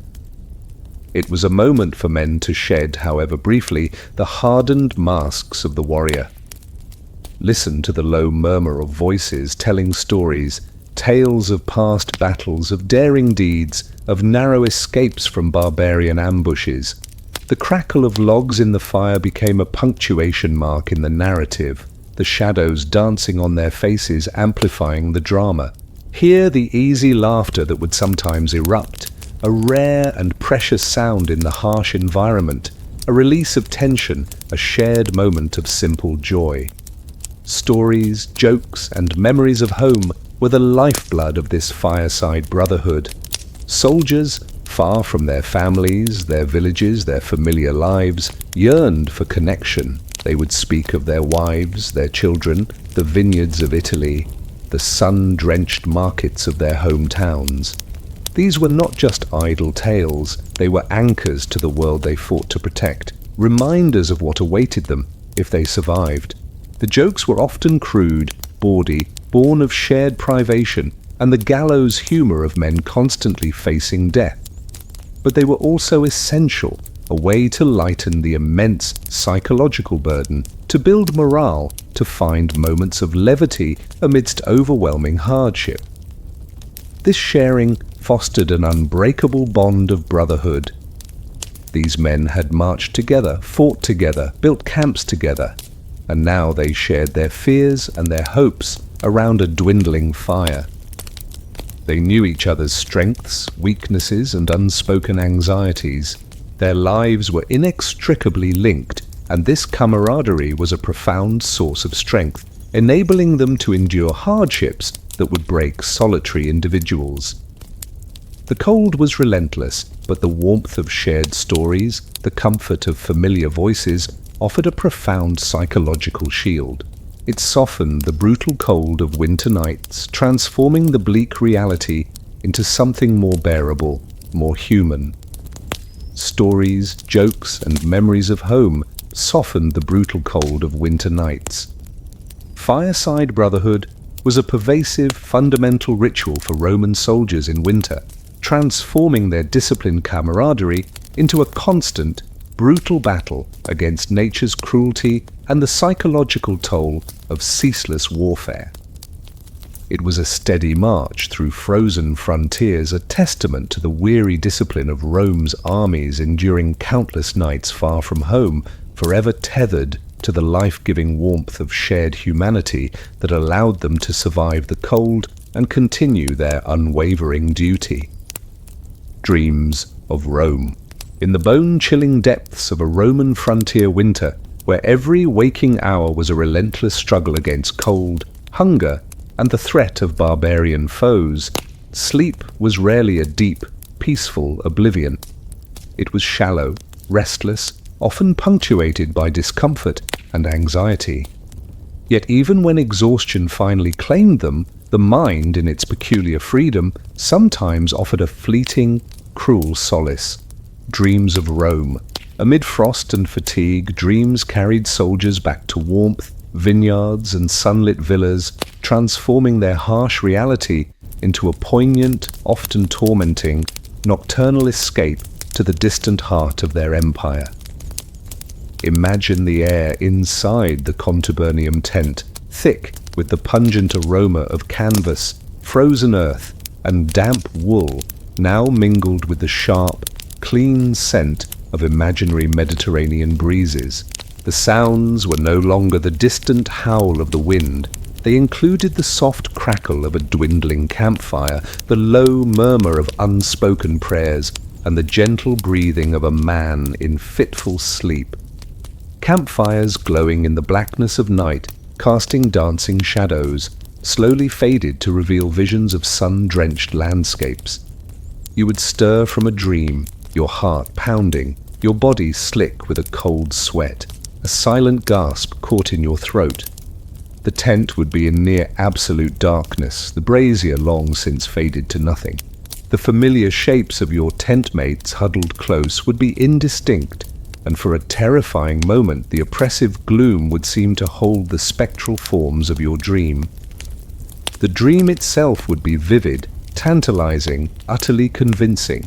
You would see the gleaming white marble of the Forum bustling with citizens in flowing togas. You would walk through a sunlit villa, its courtyards alive with fragrant flowers, its fountains gurgling cool water, its mosaic floors warm beneath your bare feet. You would hear the familiar sounds of Rome, the clang of distant smiths, the murmur of Latin conversation, the laughter of children playing in sun-drenched piazzas. You would taste rich, sweet wine, fresh bread, ripe olives, the tastes of home so desperately craved. You would feel the glorious, all-encompassing warmth of a Mediterranean sun on your skin, a gentle breeze rustling through distant vineyards. The blissful sensation of heat, so profoundly missed, would permeate your dream world, immediate and irresistible, making your shivering body relax in profound, fleeting comfort. The dreams were often a cruel deception. In your slumber you would be home, reunited with family, free from the constant threat of the frontier. The cold, the hunger, the constant danger. These would temporarily vanish, replaced by the heady rush of comfort, the exhilarating familiarity of the empire's heartland. For a brief, precious moment, the crushing reality of campaign life would be banished. But then, inevitably, as the dream began to fray at the edges, the truth would begin to assert itself. The sounds of Rome would melt away, the warmth dissolve, the blissful sensation vanish. You would stir, waking slowly, the phantom taste still lingering on your tongue, the ghost of warmth still in your body. And then, with a profound, sickening lurch, the harsh reality would crash down. The tent would be dark and cold, the straw beneath you hard and uncomfortable. Your actual belly would ache hollow and empty, the gnawing hunger returning with a vengeance, amplified by the cruel trick of the dream. Your body would shiver, once again battling the pervasive chill. The tantalizing images, so vivid just moments before, would now feel like a profound torment, a reminder of what you lacked, what you craved, what was so desperately out of reach. Amid frost and fatigue, dreams carried soldiers back to warmth, vineyards, and sunlit villas.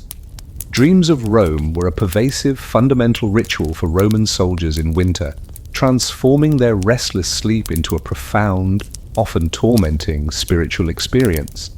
It was a steady march through frozen frontiers, a testament to the weary discipline of Rome's armies, enduring countless nights far from home, forever tethered to the enduring, haunting memory of the empire's heart, a profound secret of their survival against freezing dead. Dawn Assembly. In the disciplined, unforgiving world of the Roman frontier, where every moment was governed by strict military ritual, the end of the long, terrifying winter night was marked by an unyielding command. Dawn Assembly was a fundamental daily ritual. First light brought trumpet calls stirring embers, and the weary march beginning again, transforming the brief respite of sleep into an immediate, disciplined resumption of duty, a constant, pervasive declaration of Rome's unshakable order, even in the face of nature's cruelty.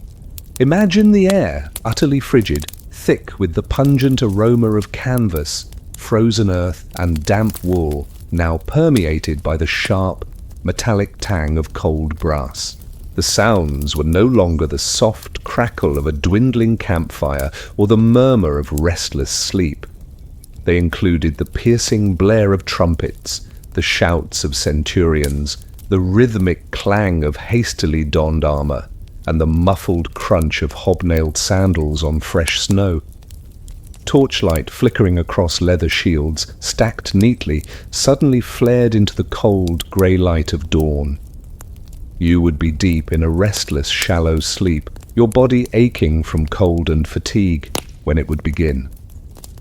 The first, faint blush of grey light would barely touch the eastern sky, but even before it promised a full dawn, the sound would shatter the camp's fragile peace.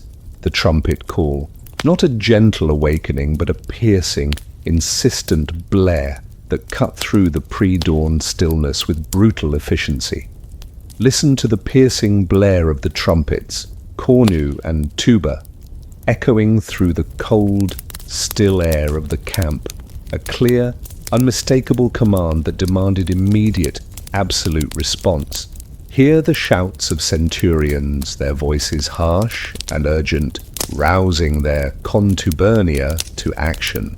See the sudden, frantic scramble within the tents, men throwing off cloaks, grabbing helmets, buckling on swords, their movements stiff with cold and exhaustion, yet driven by unshakable discipline. The act of assembly was swift, precise, and utterly disciplined. Soldiers would emerge from their tents, their breath pluming white, and quickly form ranks in their designated areas within the camp. Weapons would be checked, armor adjusted, ranks aligned. This was the outward manifestation of the legion's unwavering discipline, its ability to transform from a sleeping mass into a formidable fighting force in mere moments. Inside the tents, the process of stirring embers back into flame would also begin. Designated soldiers, or the firekeeper, would quickly rake back the ash from the banked fires, blowing gently on the precious glowing coals, adding small pieces of dry kindling. The nascent flame, its light weak but persistent, would offer a brief, precious warmth, a quick boil for a cup of icy water before the full demands of the day's march pulled them away. The cold was relentless, biting at exposed skin, stealing the breath. But the discipline was absolute. There was no room for complaint, no allowance for lingering. The trumpet's call was the voice of Rome itself, demanding unwavering obedience, demanding immediate readiness for duty. First light brought trumpet calls, stirring embers, and the weary march beginning again. Dawn assembly was a pervasive, fundamental ritual for Roman soldiers in winter, transforming the end of night into an immediate, brutal resumption of duty. It was a steady march through frozen frontiers, a testament to the weary discipline of Rome's armies enduring countless nights far from home, forever tethered to the life-saving order that allowed them to survive the cold and continue their unwavering duty, a profound secret of their endurance, ensuring the cycle of empire never truly ceased. Part 5. Endurance of the Legions, Lessons of Survival. In the merciless grip of the Ice Age, where the cold could kill with terrifying swiftness, and the frontier wilderness was a constant hostile adversary, Roman soldiers survived not just through strength of arms, but through a profound collective wisdom. Lessons of survival were constantly learned and rigorously enforced.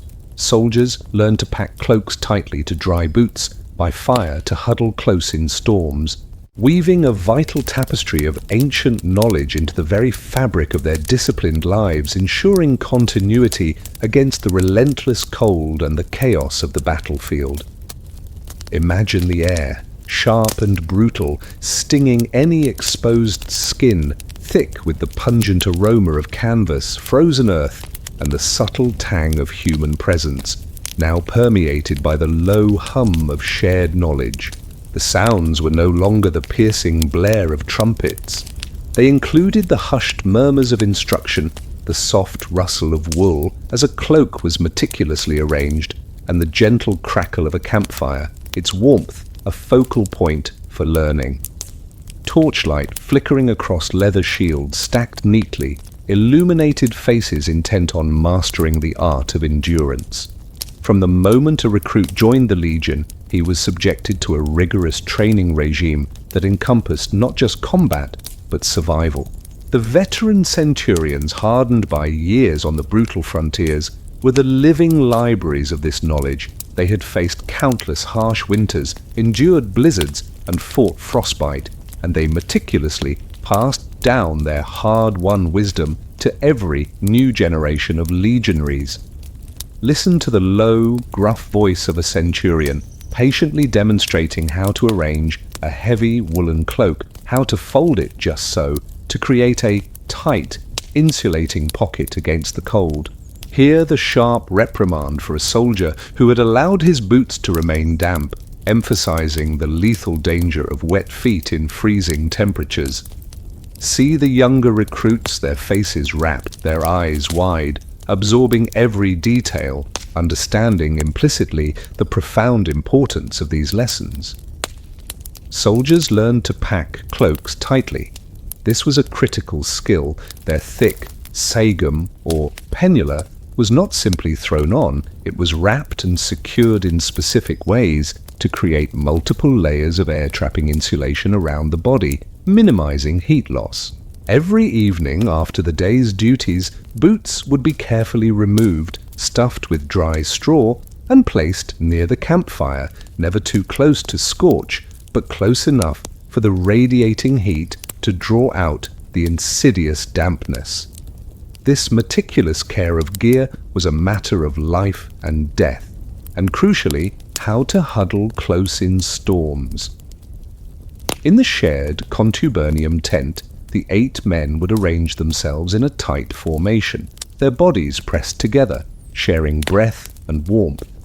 Elders and veterans would teach new recruits the value of this collective heat, explaining that individual warmth was insufficient.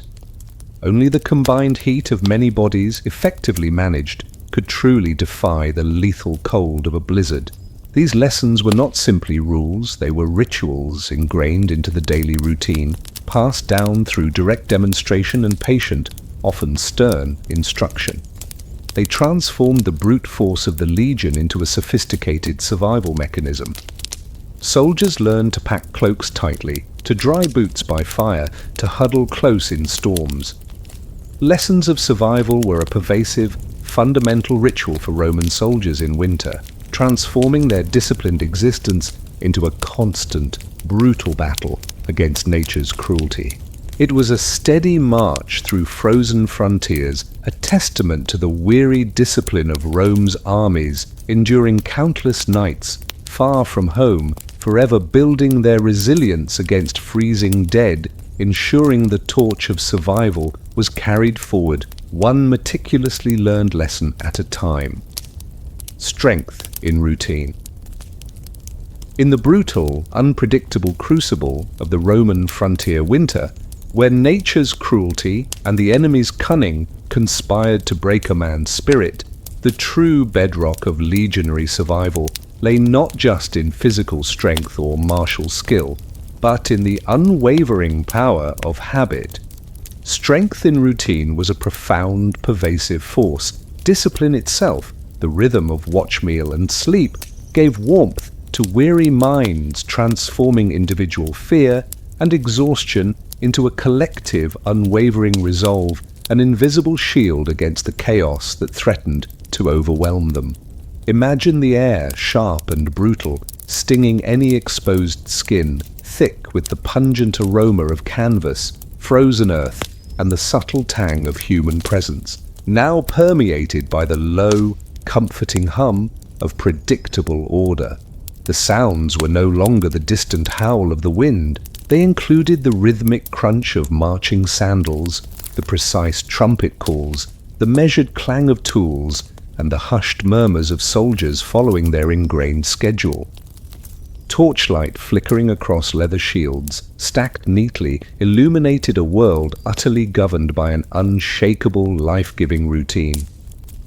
From the moment a legionary woke to the trumpet's blare, to the moment he collapsed into his shallow, shared sleep, his day was a meticulously choreographed sequence of tasks.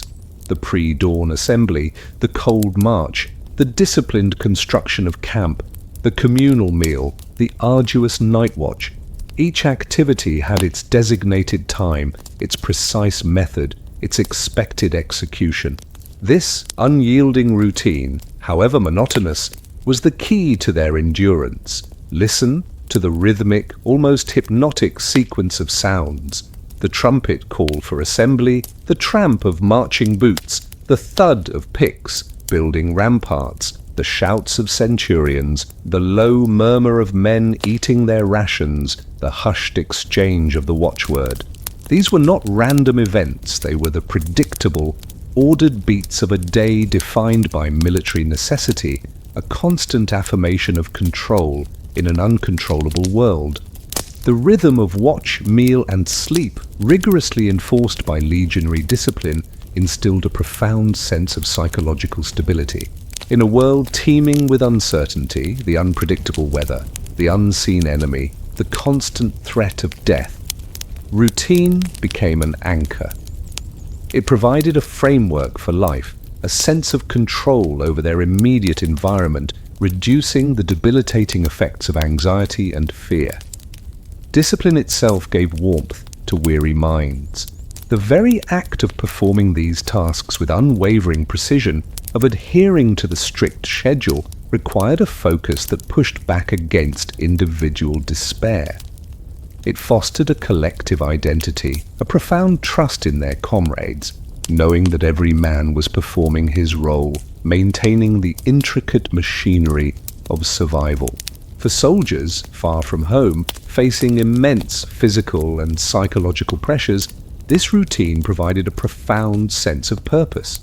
It transformed their individual suffering into a collective strength, allowing them to function as a cohesive unit, even under the most extreme conditions. Their bodies might ache, their minds might be weary, but the ingrained habits carried them forward, day after relentless day. The psychological impact was immense. Routine minimized the mental energy wasted on decision-making, allowing it to be directed towards immediate survival. It provided a comforting predictability that reduced stress, allowing the mind to find a form of rest even when the body was still active or sleep was shallow. Discipline itself, the rhythm of watch, meal, and sleep, gave warmth to weary minds. Strength in routine was a pervasive, fundamental ritual for Roman soldiers in winter, transforming their disciplined existence into a constant, brutal battle against nature's cruelty and the psychological toll of ceaseless warfare. It was a steady march through frozen frontiers, a testament to the weary discipline of Rome's armies enduring countless nights far from home, forever tethered to the life-saving order that allowed them to survive the cold and continue their unwavering duty, a profound secret of their endurance. From soldier to veteran. In the unforgiving crucible of the Roman frontier winter, where each campaign was a test of survival against nature and enemy alike, many young recruits perished. But for those who endured, for those who weathered the relentless cold, the gnawing hunger, the constant threat of battle and disease, a profound transformation occurred. From soldier to veteran, a man became a living testament to resilience. Old veterans remembered the cold winters more than the battles, for endurance was the true test, etching indelible lessons into their very souls, shaping their perspective on life, death, and the true meaning of Roman strength. Imagine the air, thick with the pungent aroma of pipe smoke, old leather, and the subtle tang of stale wine, mingling with the comforting scent of a warm hearth in a veteran's village home. The sounds are no longer the clang of swords or the trumpet's blare. They include the low, gravelly voice of an old man recounting his tales, the soft crackle of a familiar fire, and the gentle breathing of grandchildren listening intently. Moonlight falling on broken amphitheatres, now a distant memory, illuminates the quiet wisdom of age. A young recruit, fresh from Italy, might begin his service full of youthful vigour, dreaming of glory in battle. But the frontier quickly disabused him of such romantic notions. The brutal cold marches, the back-breaking work of camp construction in freezing mud, the relentless vigilance of night watches, the insidious creep of illness and frostbite. These were the daily realities that tested a man's spirit far more profoundly than any single battle. Listen to the low, rasping voice of an old veteran, his body scarred by old wounds, his hands gnarled by years of cold and toil, recounting a winter campaign on the Danube. Hear the precise details he remembers, the exact way to fold a cloak to keep out the wind, the trick for drying frozen boots by the fire, the unique taste of gruel after a long cold day, the warmth of bodies huddled close in a shared tent. These were the lessons etched deepest into his memory. More than the thunderous clash of legions, more than the glory of a decisive victory, the veteran remembered the cold winters. He remembered the bone-chilling dampness that seeped into everything, the constant gnawing of hunger, the despair of seeing comrades succumb to illness or frostbite rather than a barbarian spear. He remembered the profound psychological battle against boredom, against fear, against the sheer, relentless misery of the cold. Endurance was the true test. It was not courage in a single, heroic charge, but the unwavering mental and physical fortitude required to simply keep going, day after brutal day, week after freezing week, month after interminable month. It was the ability to find warmth in a huddle of men, to find strength in a meager ration, to find hope in the faint promise of dawn. This hard-won wisdom, forged in the crucible of countless cold nights, profoundly shaped the veteran's perspective. He learned a deep respect for nature's power, a profound appreciation for simple comforts, and an unshakable understanding of the value of brotherhood and discipline. He knew that survival was a collective act and that the true strength of Rome lay not just in its steel, but in the unwavering spirit of its ordinary soldiers. His stories, told by the fire to younger generations, became a vital part of the legion's collective memory, teaching the fundamental lessons of survival, passing on the ancient wisdom of how to defy nature's cruelty. Old veterans remembered the cold winters more than the battles, for endurance was the true test. From soldier to veteran, a man became a living testament to the unwavering spirit of Rome's armies, enduring countless nights far from home, forever tethered to the life-saving lessons of resilience, transforming the brutal reality of freezing frontiers into an enduring legacy of human strength, a profound secret of how Roman soldiers survived, not freezing dead. The legacy of survival. The Roman Empire, with its vast conquests and enduring influence, is often remembered for its grand monuments, its intricate laws, and the formidable might of its legions in battle. But beyond the clash of steel and the glory of triumph lay a deeper, more profound secret to its longevity, the legacy of survival. Rome's armies conquered not just by steel, but by learning how to endure nature's cruelty, by mastering the mundane, brutal realities of the coldest frontiers, weaving an indelible tapestry of resilience that cemented their dominion and left an enduring mark on the very art of military endurance. Imagine the air, thick with the subtle scent of old stone, damp earth, and the pervasive aroma of memory mingling with the low hum of modern life. The sounds are no longer the disciplined tramp of legions.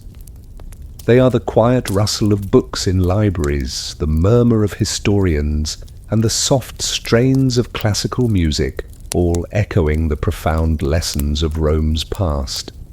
Moonlight falling on broken amphitheatres illuminates not just decay, but the enduring power of human tenacity. The Roman legionary was not just a fighter, he was a builder, an engineer, a farmer, and above all, a master of survival. His campaigns took him from the scorching deserts of North Africa to the misty shores of Britannia, from the sun-drenched plains of Gaul to the frozen banks of the Danube. To hold such a vast empire, to maintain its distant frontiers, required not just martial prowess, but an unparalleled ability to adapt, to innovate, and to endure the most extreme environmental challenges. Listen to the detailed accounts of Roman writers like Vegetius, who meticulously documented the rigorous training, the strict discipline, and the ingenious survival techniques of the legions. Hear the echoes of their methods in later armies, in the strategies of logistics, camp construction, and cold weather endurance passed down through centuries, subtly influencing military practice even today. Rome's armies conquered not just by steel, but by learning how to endure nature's cruelty. They mastered the art of building fortified winter camps, castra hiberna, transforming hostile landscapes into temporary fortresses. They perfected the use of layered wool cloaks and hides for insulation, developed strategies for shared warmth in cramped tents, and honed the meticulous rituals of fire management, ensuring precious heat endured through the longest, coldest nights. The construction of formidable infrastructure, roads, bridges, aqueducts, was itself an act of survival, securing lines of supply, communication, and rapid deployment. This was a proactive approach to enduring nature's cruelty, not merely reacting to it. The very discipline of the legions, however harsh, was a profound tool of survival. The unwavering adherence to routine, the rhythm of watch, meal, and sleep, instilled a psychological resilience that pushed back against individual fear and despair. It fostered an unbreakable brotherhood, a collective determination to overcome obstacles that would have broken lesser armies. The lessons learned in these brutal winters, the strategies developed for surviving freezing temperatures and scarce resources, became part of Rome's enduring military legacy. They taught future generations the importance of logistics, engineering, training, and, most crucially, the sheer, unyielding power of human endurance. Rome's armies conquered not just by steel, but by learning how to endure nature's cruelty.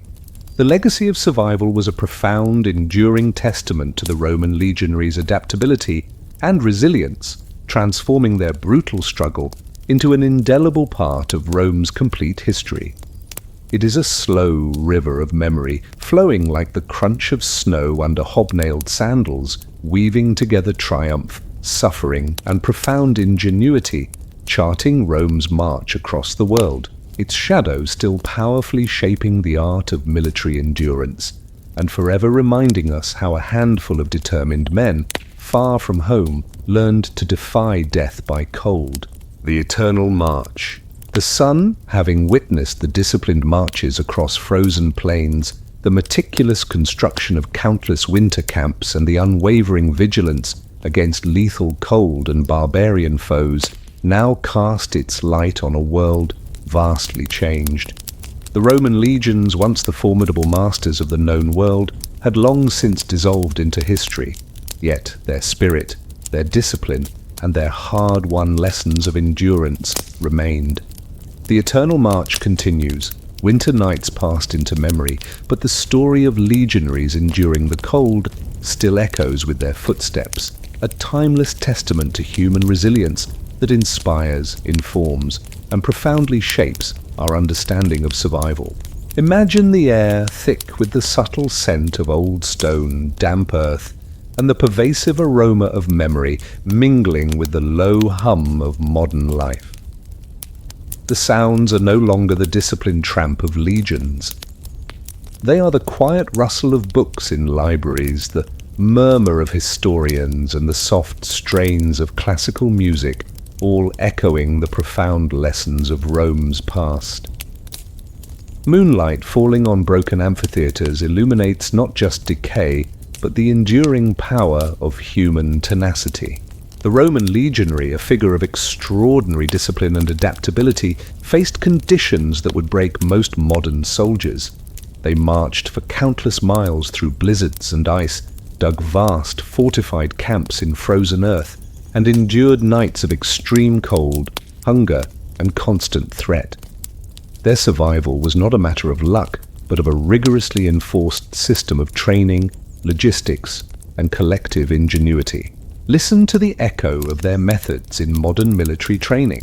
The importance of meticulous camp sanitation, the strict adherence to watch schedules, the value of layered clothing in cold weather, the psychological resilience forged through shared hardship. Hear the subtle influence of their engineering prowess in our own infrastructure, their organizational genius in our own institutions. Winter nights passed into memory, but the story of legionaries enduring the cold still echoes with their footsteps. Their ability to survive, to conquer, not just by steel, but by sheer willpower against nature's cruelty, became a central pillar of Rome's enduring legacy. They taught the world that true strength lay not only in brute force, but in the unwavering capacity to endure, to adapt, to push beyond the limits of human comfort and fear. The discipline they embodied, the relentless pursuit of order in a chaotic world, the profound brotherhood forged in shared suffering. These were the intangible tools of their survival, as vital as any spear or shield. They transformed individual weakness into collective strength, fear into vigilance, and despair into grim determination. The memory of their struggles, preserved in historical accounts, in archaeological remains, and in the very language we speak, continues to inspire. It reminds us of the immense challenges humanity has faced and the remarkable ingenuity it has displayed in overcoming them. It is a testament to the enduring human spirit, its capacity for resilience in the face of overwhelming odds. The eternal march is a powerful metaphor, a constant reminder that the spirit of endurance, forged in those brutal Roman winters, continues to guide us. It teaches us that true strength lies in adaptation, in discipline, in the bonds of camaraderie, and in the unwavering will to survive. Winter nights passed into memory, but the story of legionaries enduring the cold still echoes with their footsteps. The eternal march is a profound, inspiring testament to Roman military endurance, transforming their brutal struggle into an indelible part of Rome's complete history.